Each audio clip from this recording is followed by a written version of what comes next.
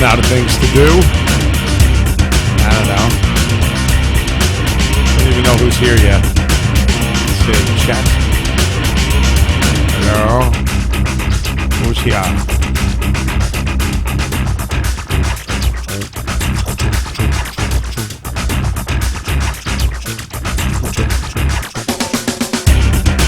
All right then. How's everybody doing? How are we doing today? How are we? Good. All right then. Looks like that's okay. I'm working on a DVD. LOL. Thanks, Curly Woo. Hi. Hi everybody. How are you? Who's here? Maybe I'm -1. At least we know it's live. It's 9:09 p.m. I have my Shiraz. My teeth aren't purple yet, but I'm working on it. Well, we have some things to talk about. How about that call today with Joe DeRosa? Wow. You know, when you start digging into people's heads, it's like, can't we all just get along? I mean, the fucking guy just decided to go and jump on the bandwagon that everybody jumped on with. You know, everyone jumped on when Anthony was accused of being a racist. He just jumped on that fucking bandwagon, along with that Kindler guy or the little Kittner boy. Watch him go spilling out all over the dock. I've been working on some stuff. I'm playing around with some studio stuff, and I figured out a way to plug my guitar in to the system here. So I have a medley of songs. Hi, Cathco. I have a medley of songs that I'm going to play. I think. You were listening in on a private conversation, Curly 100. It's Anthony talking to his friend, who, I mean, this shit used to go on in fucking high school. This was high school stuff. Well, I can't talk to you because you said this about him and she said this about you, and you got that's fucking bunch of little fucking pussies. Goddamn, get over it, man. You know, everyone's entitled to their opinion. If Anthony says something about Ferguson, Missouri self-destructing, or you know, what the fuck about the reasons why? Who fucking cares? All I know is that the guy got on the phone and started backpedaling like he was on a fucking a Schwinn bike sitting on the friggin' handlebars. You know, I mean, he's just backpedaling like a motherfucker, man. What does he want to do? And he wants to be, I know he wants to be Anth's pal again, and Anth wants to be his friend, which is cool. I got a cell phone call. Who? Who is this? Hold on a second. Let's see. Hello, who is it? Hey, is it Joe? Yes, it is. Hey, I just wanted to say that, as far as I'm concerned, Joe DeRosa is an ungrateful fuck. Well, yeah, that goes without saying. I mean, and you know, I mean, only to an extent. I mean, I really don't know the guy. I don't know his comedy. He can't be that huge, a comedian for me not to have heard him. At least, you know, tuned into him at one point in time. I pretty much give everyone and anyone a shot at making me laugh. But I mean, I just, his attitude in general was one of someone that was going along with what he thought to be right, and had no fucking backbone or reason or no background on the situation. I had no reason for going that way, other than his pals were, and the shit that happened with that little Kittner boy, that Andy fucking Kindler, whatever the fuck that guy, up in Canada. You know, I mean the fucking stupid ass keynote address that he made and called Anth on the carpet with. So I really, I mean, I don't have much respect for this guy, and I really don't even know him. Anthony's giving him the benefit of the doubt, putting him on the air with him, and I'm sure he's going to be a guest on the show because now he knows the value of Anth's show. I doubt the guy ever fucking watched it before today, before he called in. Yeah, definitely. I mean, that's my take on it. I did come up with a couple of pretty funny graphics, though. I have some pretty cool graphics here that I think I'm going to bring it up. Actually, here we go. Let me see if I can make this happen and still speak and be heard. Let's see what we got over here. Let's try this, and then we go like this. Okay, here we go. This is what we have. We have the wall. I don't know if you're seeing this live along with me, but this is known as the Wall of Douche. I like to call this the Wall of Douche. You're going to be on a 2-minute delay or so, but okay. This is it. This is what's known as the Wall of Douche. I mean, everyone, and I'm going to keep adding to it. Everyone that has anything, negative without reason to say about my brother, I'm going to stick up for him. Starting with that one in the fucking middle, that friggin' animal in the city that attacked him. I mean, that's where it begins. And everyone that follows along, including Kindler and DeRosa and Bill Burr. Well, Danny Ross was a dick long before that ever happened. And what Howard had to say about it. I mean, they're all being added slow but sure to the Wall of Douche, and that's exactly that's how I'm going to handle this. I'm just going to keep on adding people to the Wall of Douche until there's no more fucking room. Then hopefully by then Anthony will have 100,000 fucking subs and make everybody eat crow. Crow, I say. Who is this anyway? Oh, this is Nate. Nate. Oh, good. Very cool. I'm glad you called, brother. Thank you very much. I have a whole bunch of shit to move on with, but thank you very much for the call, Nate. Hope to hear from you again, bro. Good night. All right, man. See ya. So that was Nate. So yeah, I looked at that call as kind of a I'm sorry. I apologize without actually saying it, because he's a comic with very low, as most comics have, very low opinion of themselves and self-deprecating fuckers that they are. That's the one thing about being a musician that never comes into play. I'm overconfident most of the time, except when it comes to doing podcasts, and then I think I suck. In fact, I came up with this little gem of a graphic here, which is here you go. Where is it? And where are you? There you are. Brother Joe Show. Warning: at times I can be a real fucking tool. That's the phone number, 631-331-0664, or motherfucking one, fuckity fuck one, oh my naked gash, motherfuck one, fuckity fuck 10, my naked gash.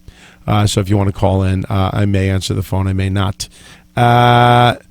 Anyway, getting along with the show here. I ended up downloading something that I get a lot of people that get in touch with me through various means, through Twitter or Facebook, and all they want to do is piss and moan about how I play with a cover band, a tribute band, and I don't have an original thought in my head, and I go, they don't understand that I've been doing original music since I'm like fucking 7, I think, and just never sold a record. I'm selling more Rock Gut records now than I've ever sold before because of Amazon and media, social media. But I don't. I really don't see what they're trying to tell me. I mean, a lot of them are musicians, and they're calling me a failed musician, when in the meantime, I'm making money playing guitar. Failure. This guy, most of these guys are still working day gigs and playing their fucking original music, which is fine. I have nothing against them for that, but don't come at me with the whole mentality of you play other people's music. You play other people's music. hey, look, if I had a job with Alice Cooper, let's say my friend Greg Smith plays with Alice Cooper. He plays bass. That's a cover gig. Do you get it? It's a cover gig. You're playing someone else's original music. You're playing covers. Mike Del Giudice of Big Shot here on Long Island, one of the best fucking Billy Joel tributes and more in existence ever to play a Billy Joel song. Hired by Billy Joel to play Madison Square Garden with him, and he's playing Madison Square Garden, which is a dream for any musician. He's making money doing it, but he's playing covers, which is the same thing he was doing when he was playing at Mulcahy's or at any of the clubs. So when these guys, get all high and mighty with, play original music, man, you don't have your. I'm playing the music that makes me a living. Okay, that's what I do. So many, and even with comics, I mean, so many jokes have been rehashed. They're done over and over and over again. Different scenarios, just done differently, but it's the same fucking joke. How many different ways can the chicken cross the road? It's the same joke. They're sitcoms. The same plots from I Love Lucy are being used in any current day sitcom. You'll see a honeymooner's plot twisted around a little bit. Maybe maybe instead of a bus driver, he's a cabbie or something. But it's the same fucking thing. So as far as I'm concerned, everything's been done. Really, everything's been done. It just gets done a little differently. It's marketed differently to a different crowd, to a different demographic, to a different what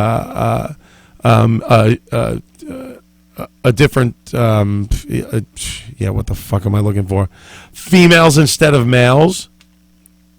People with different genitalia. That's what happens. That's how things are done. Duck Dynasty, Beverly fucking Hillbillies, reality show. Jed's real. Jethro, real. Haven't seen Ellie Mae yet, but that's what happens. It's all the same thing. Oh, what do we have going on here in chat, folks? I was thinking Mothra. LOL. Did the Ustream interface change? No, it's pretty much the same. Why? Does it feel different, sound different? Jason, answer me, friend. Nothing's changed. Everything's pretty much the same. I had to. I rebooted my computer right before I started, so I wouldn't get that echo thing. And what did it do? It updated. My computer had to update, so that's why I'm here a little bit late. But I need a reality show, Betty Boop. What kind of reality show do you need? A Godzilla reality? What? Everything's so mixed up. Stepping it up, Brother Joe. Yeah, I'm trying to. I'm doing things a little differently, especially with what, as I say, what I like to call the wall of douche. Oh, wait. It is the... Got to do this right.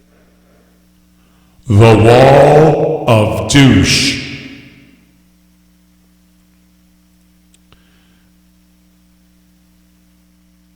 I think I got to put this mixing board closer to me. Actually, we applied for Wife Swap, and they turned this down. We are too freaking normal. Wow, you guys applied for that show? I was actually asked to go on. Man, it's kind of like the guy who has the fights all the time. I was asked to go on one of those with my ex-wife, and she almost talked me into it. Then I said, "Fuck no, I'm not doing that." I have a little delay. No, that was reverb. That was called reverb. I added that myself. Applied before it came out. Oh wow. Well, I'll get out of the wall of douche here. We have a couple of things to cover. Well, first of all, it's obvious. It's 9/11. The big pink elephant in the room. It's 9/11. I'd like to spill a little bit for my fallen homies. It sucked. I know everybody remembers where they were and what they were doing. I was at work doing heating and air conditioning at the time. I was in the shop, and I heard it on. I used to listen to news radio in the morning, and my mouth is not matched up with my voice. That's me. That's the way I talk all the time. My mouth is never matched up with my voice. And I was listening to news radio, and I heard that there was an accident, possibly a private plane flew into one of the World Trade Center towers, and I couldn't believe it at first because I believe it or not, I have my private learner's permit, pilot's license. I still have it. Just need to do a few touch and goes, and I'll be a pilot again. Would you get in a plane with me? Joe Curry did. He's a ballsy bastard. Joe Curry, comic friend of mine for years. He actually got into the plane with me, and I was not licensed yet. I had a solo permit where I was allowed to solo, and I really thought I was like something, I loved flying. It still is. It's a fun thing for me to do when I get the chance, and anytime I do, I just hop into that little Cessna and go. But when I heard that it was a jet, I knew something was wrong because jets don't fly into buildings. Normally, they don't fly into buildings, so that had me a little concerned. When the second one hit, we all knew what it was. See, back then, I mean, only as far back as, going back 15 years or so, there was a completely different attitude in this country regarding people that do you wrong. When someone punches you in the head, you have the right to be pissed off. You have the right to say whatever you want. And a lot of times you have the right to do what you have to do to protect yourself or to lash out at that time. I know I get hit in the head, I'm going to hit somebody back. I don't care who it is. Carol, get down here now. You get hit in the head, and I'm only kidding, honey. You don't have to, I hear her moving upstairs. No, you don't have to. You can keep watching upstairs. She throws my game. Totally throws my game off. Love the girl, but she throws my game off when she comes down. Anyway, you do have the right to hit back 1-001. It's God given. It's eye for an eye, tooth for a tooth, and that's what happened back in back when those buildings were hit. We had the right. We had a fucking bloody nose that was given to the United States like not since Pearl Harbor, and we were thoroughly pissed and had the right to be. Not to say we had the right to go out to mosques and start burning them down or beating up, stray Muslims on the street, but we did have the right to do what we went and did. A military action. There we go. That's better. Military action, taking action for this incident. It's changed so much over the past 15 years that no matter what happens, no matter who says what to you, you cannot say anything derogatory. You can't lash out. You can't be you anymore. You need to keep a muzzle on it. You need to keep quiet. You need to not to offend anyone. It's fucking disgusting, and I really don't know how this is going to turn out, or if it's going to change, or how it will change is what I'm looking for. Do we need to have Barry out of the White House? I mean, is that going to help when the liberal media is no longer being fed what to say by the fucking morons that are running the country? Is that what it's going to take? I don't know. I know that the mess that we're in right now, somebody said, on Twitter today. They said, "Thank you very much, America, for fucking everything up by voting in Barry." And I personally, I had to answer, none on me. I did not do it. I had nothing to do with it. In fact, I would have voted for Bush again if he had run, and it was just it's a debacle that we'll get over, but it'll be a slow progress. It'll be slow progress. Yeah. If it happened today, very good, Rob, in Connecticut. If it happened today, Obama would apologize for having buildings in the way of the planes. And, yeah, it's true. Nation of crybabies. Yes, very true. I saw something on YouTube today. I'm not going to get the video because it's a pain in the ass. But, yeah, I was thinking about downloading it. But it was a gentleman, an older gentleman. I guess he was a dad. He was the father of a 13-year-old girl. I just saw this today. I know it's been out there for a while, but long story short, she dressed up like Beyonce and went out and disappeared for 3 days. He finally caught up with her, told her to get in the fucking car. She didn't get in the car. He took his belt off and he started slapping her across that big ass of hers. She was not a little slightly built 13-year-old kid. And while it's a difficult thing to swallow, and it's a difficult thing to say, some kids fucking need it. Some kids deserve it. I'm not even saying kids. I don't mean little kids that you can, that really don't know right from wrong.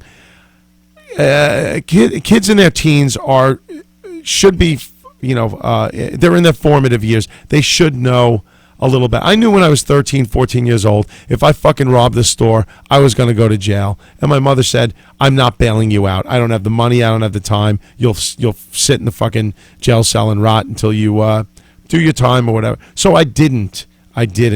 My dad, when he caught me doing some things as a youth that I should not have been doing, shoplifting from stores when I was 10.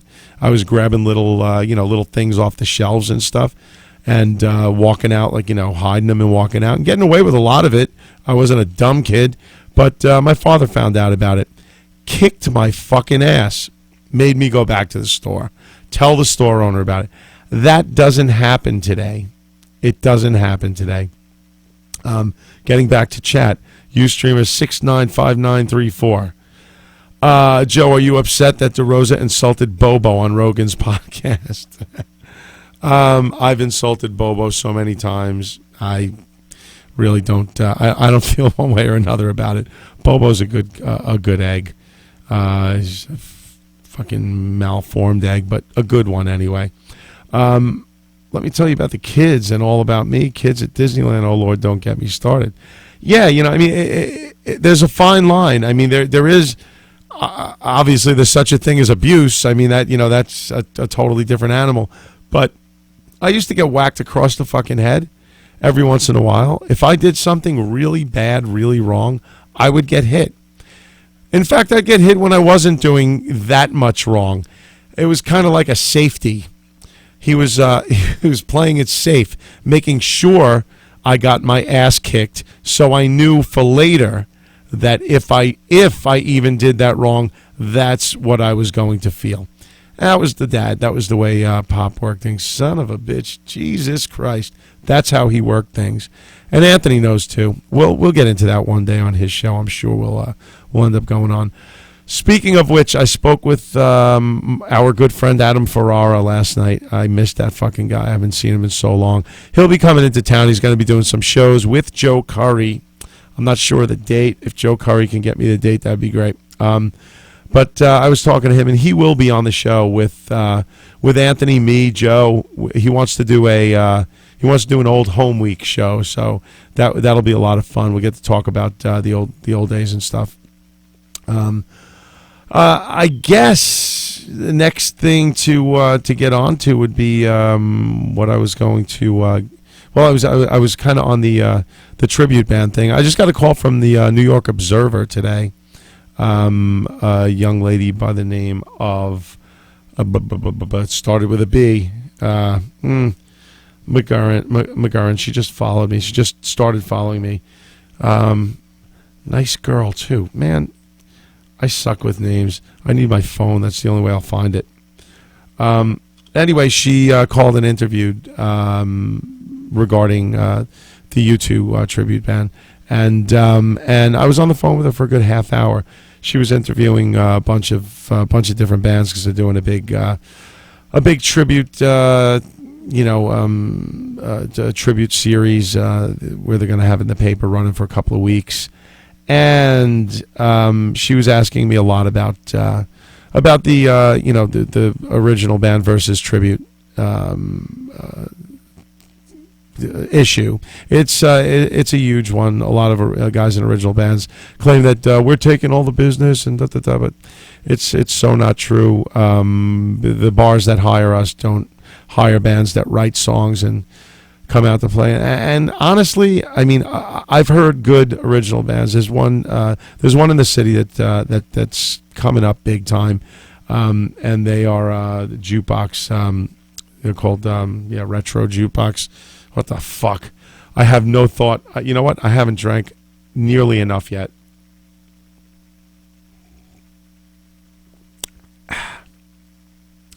There are good original bands, and then there are original bands that suck. And some of them really fucking suck. And club owners think that they can bring them in. They'll bring their friends in the first couple of times, 20, 30 people, and that's it. Next time, 10 people. Next time, 3. And then it's the bartender and the owner and the band and the bar owners asking the band if there's any way they can work with that $100 he was going to pay them. So it works differently with tribute bands. It's a business. You run it, and if you're good at it, if you're good at it, it works for you. And after 15 years, you become something special. What we do is special. We work full time. We work at it full time.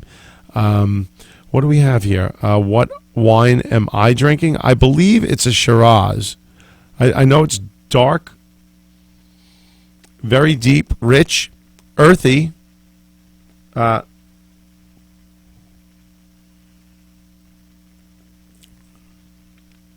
Complex, yet smooth, and it gets you right here at the finish. That's it for my wine snobbery. Now I just fucking drink it. Gur, you keep buffering, Curly. It's got to be on your end. You know what? It might be on my end. Is anyone having a problem? Anyone else? Patrick McBee, Mr. Cumia. Is anybody having a problem with this? Carol, how is it? How's my broadcast looking and sounding? Any worries? Any problems? Anything? It is Boneyard Red, damn it. Not me. Okay, good. As long as Rob's good, I'm fine with it. Yeah, it is Virginia wine. Right. We played down at, it's another good thing that we get to do. We get to play all over the place. A lot of these, a lot of original bands play locally all the time because that's where their friends are. That's where they can get the people to come out and see them. And that's where they have, that's where they have a crowd. You take an original band and go far away. Oh, we did that. Believe me, I did that. That's why whenever these fuckers approach me on Twitter or Facebook and, are you playing someone else's fucking music, man? Like, yeah, well, I'm playing it all over the world and I'm making a living doing it. Where was the last place you played? They play locally all the time. We went with Rotgut, Anthony, before he was in radio. Anthony, Joe Curry, Fred Persino, and Rex Sabasco on guitar. We all went all over the fucking place. And we slept on a lot of floors. We had no money at the time, so, it was just a matter of, well, thank you, Patrick. Looks good, he says. It was just a matter of getting the music out there, not about making money or making a living. And then things change. You buy a house, you have a kid, you want toys, you want things. Yeah, that's the way you're going to get things. It's the way you're going to get toys. You have to work, and that was one way of doing it. So I have a little clip. It's a clip of this is something that goes along with. It actually goes along with some copy that I have that reviews. This clip was put up on YouTube a while ago, and I'll let you guys look at it for a little while I get the copy that goes along with it, and you tell me. I mean, if you agree that it is what a lot of these people write in and said it was. A lot of these people that reviewed the YouTube clip. So here it is. This is us at Penn's Peak in Pennsylvania, over in where the hell is it? Penn's Peak, Pennsylvania. Here we go.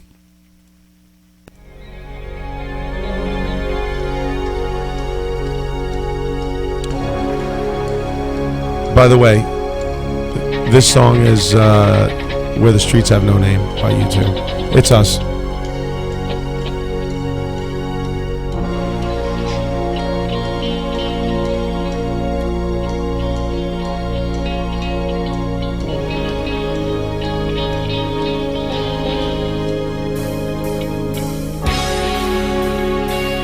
Yes, Curly, we still do the Journey band.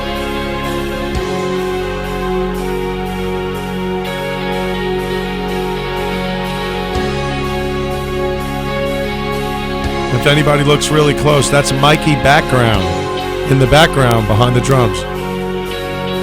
Mike Stamberg.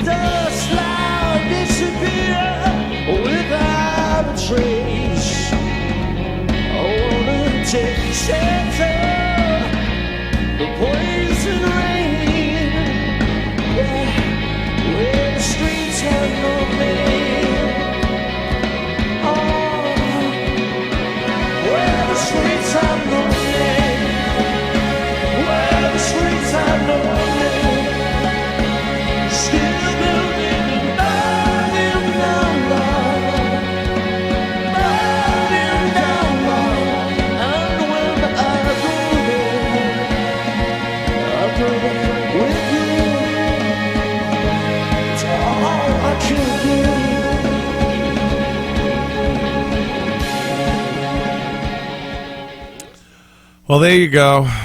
It's that's the U2 tribute band, and that was about 5 years ago. That was a while ago. We've gotten better since then. It's a living, and it's something that guitar is something I've been doing since I'm 5 years old. I've been playing about 50 years, and it took a long time.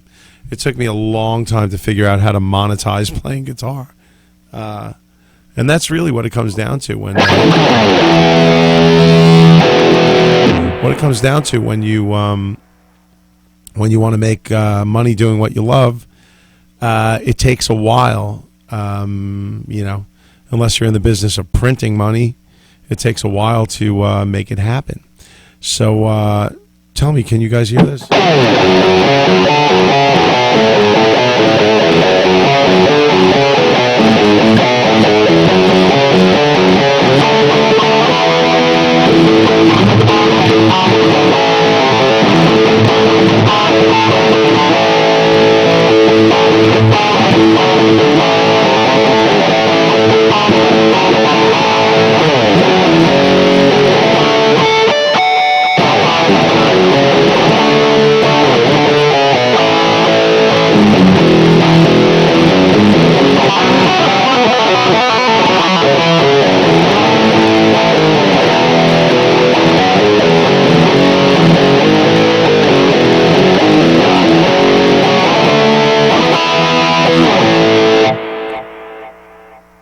So I do know how to play more than U2.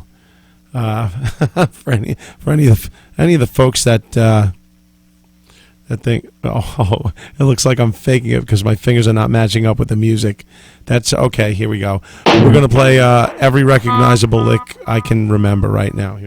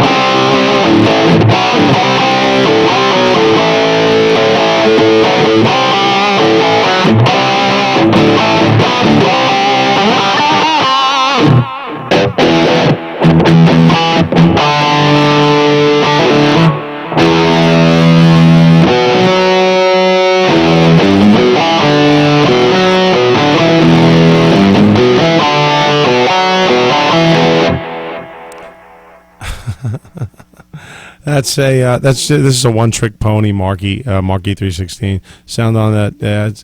It's a Variax. It's line 6. Here we go.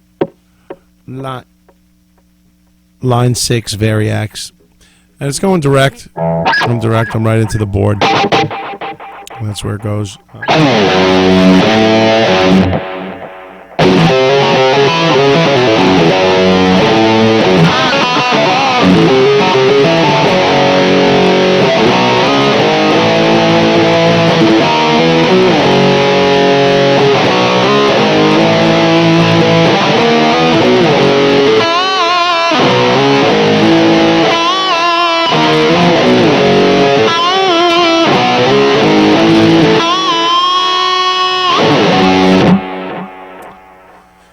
Speaking of Blue Oyster Cult, they'll be playing at the Space on October 19th at the Space in Westbury, right around the corner from Westbury Music Fair. Yeah, BOC. That's right. So, yeah, when I get people reading, well, I'm going to read that little thing to you that was written about. Here we go. Trash to you. Okay, first review on the U2 thing that you just looked at, by the way, the one that I just played, was this just fucking sucks. That's all they wrote. And then I get, what a fucking awful Bono that is. This is a completely different guy. And then, well, that was, those were the last two. If I started from the beginning, it wasn't bad. I actually wrote this. Wow. The vocals just don't cut it. I'll take UF2 anytime. See, Unforgettable Fire. They're another U2 tribute band, so obviously, who wrote that review? I don't know what would drive musicians to do a tribute band thing. I just don't get it. However, I only know of one outfit that does a Pink Floyd tribute based out of Australia that I thought were freaky badass, as good as the real thing. Okay. Joseph Cumia, as in Ant's brother. I was just listening to you on the show this morning and decided to check you out. Didn't know you were in a U2 cover band. Digging it. Oh, that's nice. That was 3 years ago. I think you guys are great. 1 year ago. Look, and then some tool wrote something about how bad the Bono looked. Your Bono looks horrible. He looks like Nicolas Cage. I said, well, you are a true moron. You just have to write. I get all caught up in this shit. I really shouldn't. I know I shouldn't, but you just get pissed off at people, especially when guys say, your Bono doesn't look good. It's like, well, you want to suck his dick? What is it you want to do? You want to fuck him? Is that why you need my Bono to look good? Fucking tools. I don't know. Whatever, man. But I'm gonna get rid of this guitar real quick. What the hell are we doing here? Let's see. Any can I bring that up? There we go. Any phone calls? I'll take one. I'll take two. I'm putting the guitar away right now.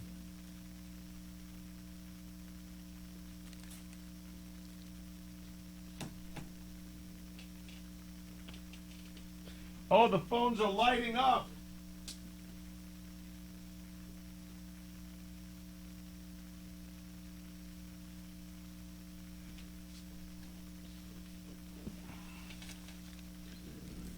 Oh, my goodness. Stop. Please stop with the phone calls. All right. Truth be told, I really didn't watch that much of Anthony's show this week. I was busy. I was running around like a kook. I had my daughter a couple of days, taking her back to school. Yeah, she's in first grade now, so Mondays and Tuesdays. There go the phones. Mondays and Tuesdays, I take her back and forth. Let me bring up that chat again, too, because we need it. Oh, it's a private call. Uh-oh. This might be a Ramon call. Hold on, folks. Hello, you're on the phone. Hey, Joe, what's up? This is Warner. Hey, how's it going, man? Hey, I just want to ask you a question about the whole Joe DeRosa thing. I posted this over on the Anthony Cumia Show Facebook page. Right. But I took it down. Anyway, what Joe DeRosa doesn't get or understand is that Anthony has never said anything different than what Joe Rogan said idealistically yesterday. So, Joe DeRosa purely going off of misinformation from what he heard or what he read on Twitter, which is absolute bullshit, because he should just call and straighten out everything right from the get-go. So, I mean, anything outside of that, he has nothing to say about it.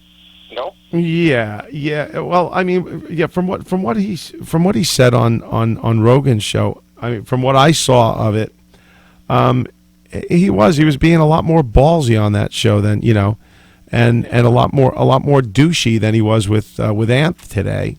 He was really trying to I guess, make it look. He was trying to. What it seemed to me to be was it looked like he was trying to explain but not make it look like he was explaining brand new, like not look like he was trying to make excuses, like he was trying to explain the reasons that he disassociated himself with Anthony. All fucking bullshit. Yeah, oh yeah, absolutely. I mean whenever that's why I said at the top of the show, man, you just don't you don't disassociate yourself with people for their beliefs. I mean, unless Anthony's going out and fucking lynching African Americans, he's not a fucking racist in my book. He's not doing anything to harm anyone of any race. He does a fucking show. He does a goofy goddamn talk show. You know what I mean? So, as far as I'm concerned, I don't think I really don't think the DeRosa should even be let back on Ant's show. I mean, he should give him the same treatment that does in kind. I'm sorry, if you're a friend, you don't do that on just out of the blue, on a fucking radio show or whatever it might be. If your boys, quote unquote boys or friends or whatever, you call the person directly, air your grievances. I mean, I don't see how he can at all explain that away. There's no reason for him right to do what he did. Right. Well, I mean, that's the one thing that Anthony's always talked about too is, keeping an open line of communication. You don't want to just shut something down, which in essence is what DeRosa did. I mean, you have if you have a different, if your beliefs are different than someone else, you should hash them out and talk about them. That's the crux behind what. I guess what I'm trying to say, I think also as well, Jimmy said it best this morning, that if Patrice was alive, it would have been, DeRosa would be on the shit end of the stick in this whole situation. I believe that. I honestly believe that. Yeah, I do believe that. I would give. I swear, man, I would give anything to hear what Patrice's take on this whole thing would be. I really would, man. I miss that guy, but I would definitely love to. I'd love to know what he would say about the whole debacle. I mean, the whole mess. Anthony getting fired on, and people's reactions. I mean, and that's why again, I will. I know we're on delay, but I'm going to do it again. I'm going to bring up the wall of douche, the wall of douche. It's got to be, these people have to be addressed. They have to be given credit where credit is due. Credit for being an asshole. We're going to call you an asshole. What's your name, man? It's Leonard. Well, catch me on Twitter. I was trying to follow you on. I'm actually following you on Twitter, but it's 1001 on Twitter. Oh, very cool. Joe. Very cool. Joe. Well, I'm gonna move along, but thanks a lot for the call, brother. All right, man. Take care. Appreciate it, man. Bye. So yeah, the wall of douche will be added to. And by the way, if anybody has any people that they would like to add to the wall of douche that I may have neglected, I may not have, I may not remember, please feel free to send me over a suggestion for the wall of douche, and we will update that every week as we go along. So I got an interesting phone call. I'll be meeting with the gentleman next week. It was I don't even know if I should say who it was just at this juncture, but what we're probably going to do, what we may be doing, is taking this thing a little bit more serious. I don't know, being a little more a little more business-like about it, a little more progressive with my my stupid little podcast that started out really, really bad. I think the last couple have gotten a little bit better anyway. I don't feel as uncomfortable being on mic talking about things. Put the phone number back up. Okay. But that's what I'm really thinking about.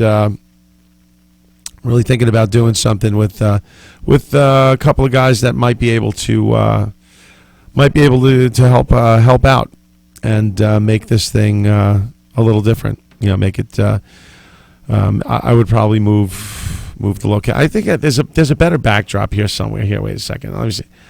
I think the wall of guitars. It's not really the wall of guitars would be kind of cool, and then I have this room over here that's got I have a lot of room in there. So I mean, I may even be able to do the green screen thing. I mean, it doesn't take much these days to get that done, and give you guys a better show. He's got some guests that he's had on the show that I was like they're pretty damn good guests. Donny Osmond, I would love to be able to talk to Donny Osmond. How many other people would enjoy it? It would be kind of like Anthony when he had Paul Williams on. That's an awesome thing for me. Right around my generation, But I would think that would be a cool thing to do. So we may be doing that. I know one thing that I'm doing for sure is I will be going here. Wait a second. There. That's yes. That's what I'm doing, Jason. If you're still with us, I'm going to be playing some poker. I'll be playing World Poker Tour event, actually the Borgata Open, an event there. Damn, you know how close I was to winning some big money in the photo that you're looking at right there? I was very, very, very close to becoming a lifelong degenerate gambler, because once you win one big one, you just keep going back. I actually have a cousin. My cousin Gina is married to Ken, who Ken's nephew is Greg Merson. And if you guys don't know who Greg Merson is, he's the 2012 world champion, World Series of Poker, to the tune of $8.5 million, just for playing poker perfectly for a week and several days. Awesome way to make a living if you can. I've never been that good at it.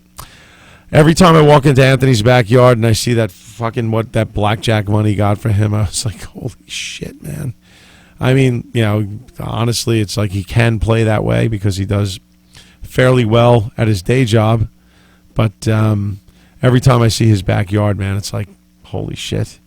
He's got everything in that backyard was paid for by playing blackjack over at Borgata. Yay, Atlantic City. Gotta love it.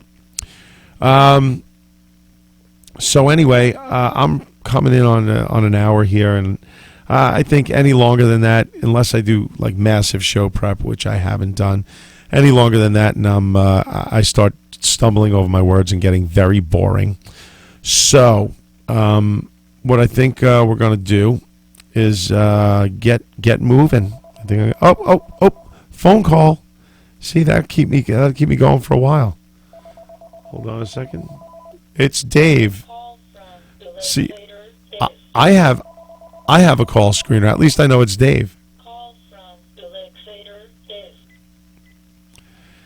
Hello, Dave. You're on with Joe. What's going on, man? Bro, you want to talk about? You were talking about playing poker and playing cards and stuff. Oh yeah, hell yeah. I'm a huge card player. I'm down here in Florida. Whereabouts in Florida?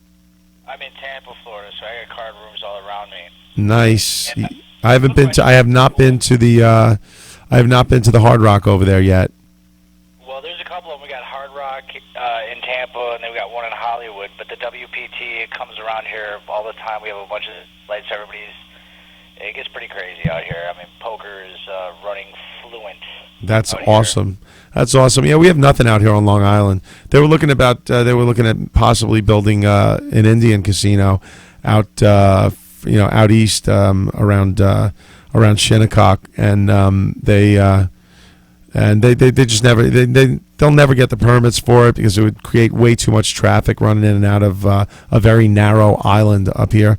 But we have Atlantic City and we have Foxwoods. Foxwoods is a tremendous poker room as well. They do some WPT events. Just played one actually, not too long ago. How deep have you gone? Are you a tournament or a cash player? I'm a cash player, but I play tournaments. Being an avid cash player, I came from. I was a big online guy. Okay. So playing a hand every 13 to 20 seconds, and then playing live and sitting in a hand and getting maybe some action every 10 to 15, maybe 20 minutes. Yeah, the way different. It's two totally different games. Mm-hmm. But what's the action you play, bro? Are you a 10-20 or? I'm at most a 5-10 player. I usually sit down at a 2-5 only because you get some dummy players that usually you're not. Usually I'm not the fish at the table. I like 2-5. It's a nice comfortable level for me. But I have sat down at 5-10 and walked away pretty successfully from one of those tables. I enjoy tournament play. Because you get to play a whole lot of poker and it doesn't really run you that much dough, and I'll cash, I would say half the time I've cashed probably 50% of all tournaments that I've played to date.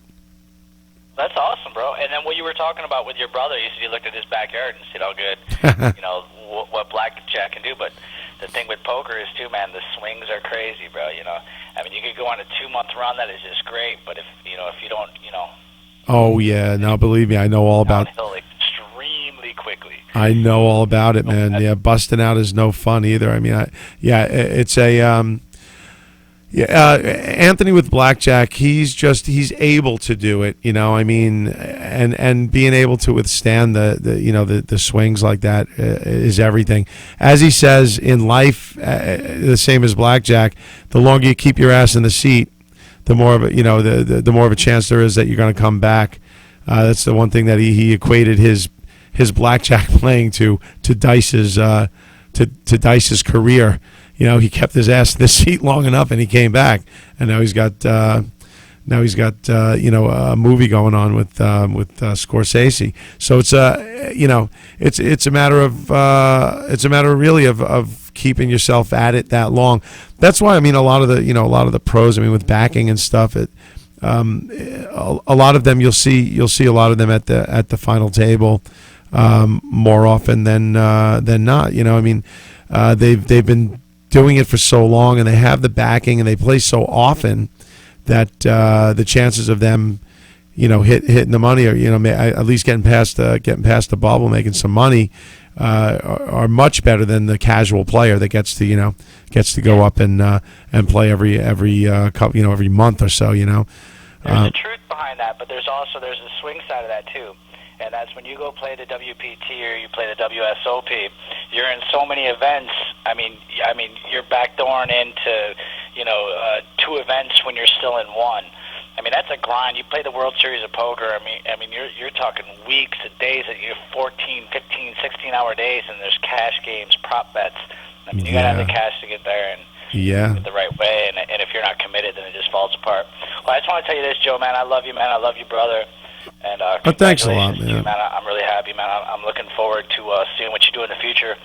Thanks very much. Not right now, man, but thanks a lot for having me on, bro. Much appreciated, brother. Take care, man. Thanks for the call. You, bub. Bye-bye. So it's nice talking about poker. I dig it. I mean, it's a fun game. We've played a lot.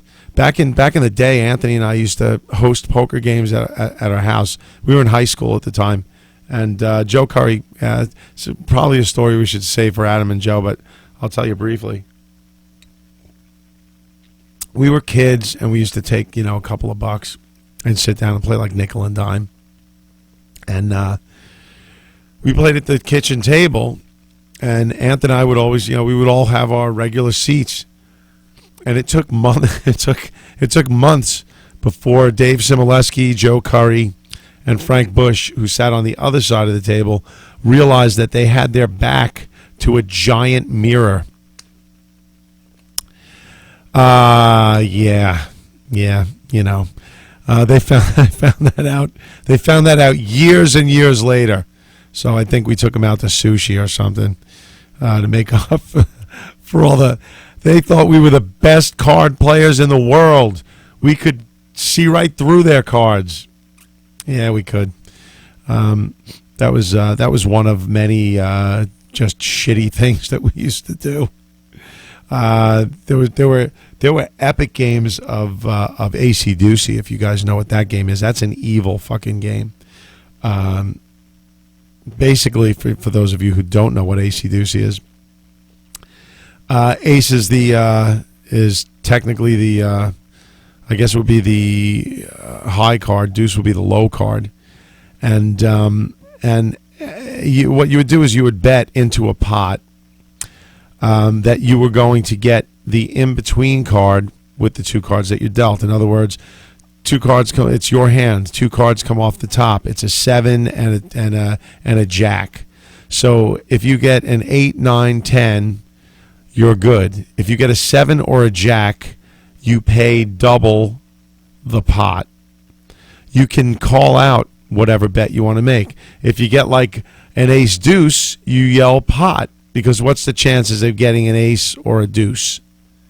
It's double your bet, technically, is what it is. So Yeah, Curly, we played AC Deucey in college, baked. Yeah, well, it's a scary game because I've seen guys sign over their entire paychecks to calling pot on an ace deuce bet or an ace three bet and pulling a deuce, an ace, or a three. It's just another form of blackjack or poker or any other gambling.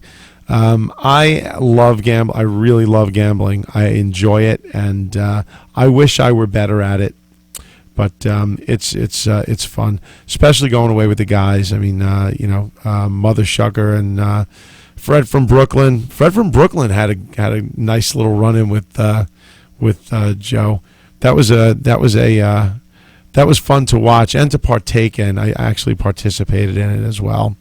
I don't think I have my little animation that I came up with. It was on Twitter. Not important. We'll do it again. Rob spent 4 days in Vegas, gambled heavily, won at the tables, and lost on sports. Ouch. Yeah, I know. I saw a couple of your tweets, Rob. That sounded like a real good trip. And I also saw that you asked your wife for a drink walking into the room or something. Not a good idea. Anyway, wow, 5 beans on a 2-cent slot. That's pretty good. That's for Betty Boop. Yeah, you sounded like you were a mess. I got you like 3 o'clock in the morning one morning. You were like, what'd you say? You blocked Opie or something? You oct blopey? Wow. All right. Well, listen, guys. It's now 10:10, and I'm pretty shot. I got to get up early tomorrow. We're going down to where are we going to be? At Brittingham's in right outside of Philly, Lafayette Hill, Pennsylvania. The YouTube band is playing at Brittingham's on Pike, Lafayette Pike in Lafayette Hill, just outside of Philadelphia. And then on, this is a good one, on Saturday we're playing an afternoon. It's a family show, folks. It'll be a genuine family show with 2U, the U2 tribute band. We'll be playing. Oh, no, thank you. We'll be playing with the it's the McLean Avenue Merchants Festival, and lots of families, lots of kids. There are tons of people that show up, and we'll be on the main stage on McLean Avenue in Yonkers, New York. That's on Saturday. So if you're around, stop in, say hello to the guy with the beanie if I'm wearing it. I only wear the beanie when it's like cool enough. And that'll do it. Love to see you guys next week. I think we had a fun time today. I had a damn good time. I was very comfy. I felt good doing this one. I may even save the recording and post it. I have a couple of parodies that I downloaded too. We have 3 to choose from, ladies and gentlemen. These are parodies that I did. One of them's short, so maybe I'll just play it for you before I sign off here. This one is called this one's called Schindler's List. It was entered in one of the most tasteless song competition things that Anthony Opie had when they first started, and this is called Schindler's List. It's a positive twist on a very bad situation back in the 40s. Here you go.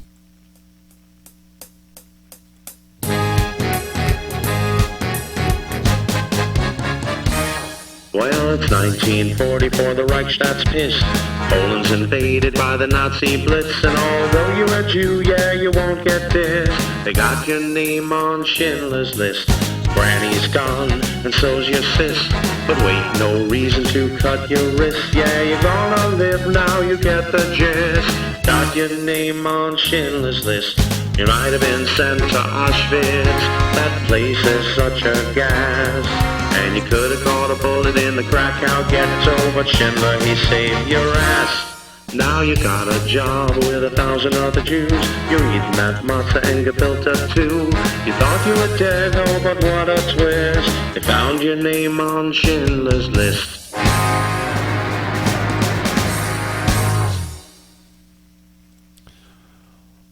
All right, then. Okay, guys, thanks so much for stopping in. We'll see you next time.